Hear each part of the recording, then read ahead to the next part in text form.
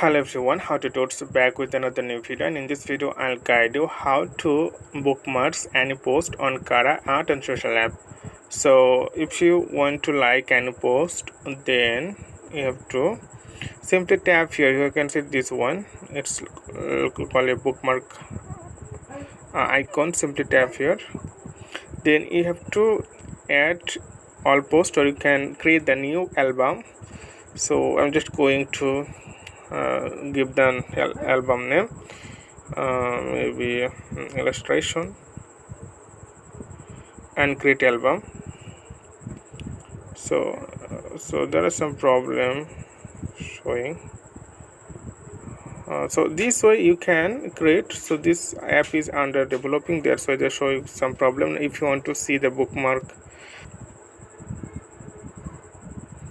so you can see, like, tap here and tap the bookmarks, then you'll get the illustration is created, and you can see the post here. Like if you bookmark any post, you can see here.